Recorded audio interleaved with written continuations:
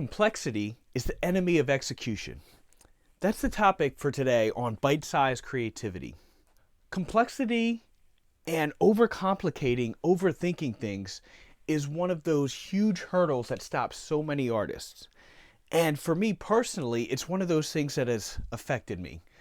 I've struggled with this whenever I'm trying to decide on more so of like a direction that I want to go with my brand, or some of the projects that I want to complete or put together. Once I get into the art stage, I don't have this issue because I just start fleshing things out and just playing and sketching things until I see shapes or until I see something. So what I found is that when we overcomplicate things, when we overthink things, it is us trying to create something perfect within our mind and then trying to transfer it. The problem with that is that you're looking at a blank canvas and you're afraid to put any paint down until you have a finished picture. However, if there's no paint on a canvas, you're not going to be able to move it around. You're not going to be able to create anything. If you don't have any clay in your hands, you're not going to be able to build up any kind of sculpture. So what I want to suggest to you guys is put something down, actually start moving and taking action. And when you do that, you start to find this special rhythm, the special flow state that you get into a place to where you start seeing shapes and these ideas just start flowing. The ones that wouldn't come before because you were sitting and just trying to force them out.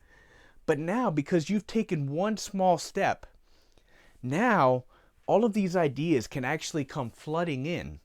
And as they flood in, you can start capturing them. So what if you were to take on, if you're feeling stuck, what if you were to take on an art block challenge?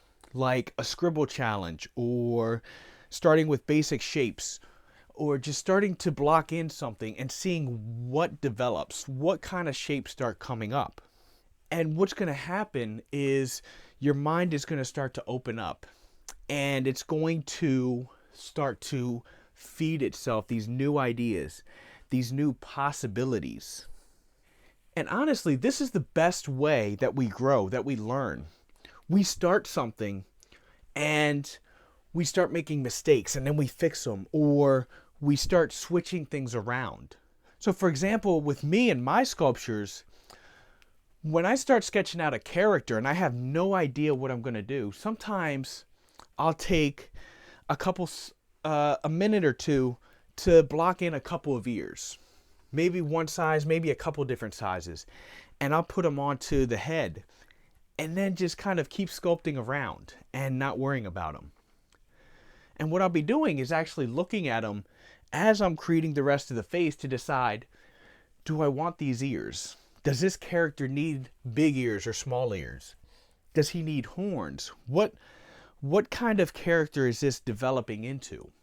And all of these thoughts came because of the fact that I got started and now I'm developing these ideas as I progress, as I move forward, and as I'm developing this character. So what if you were to get started and tried something new, and then you adjust along the way? You start making these little tweaks.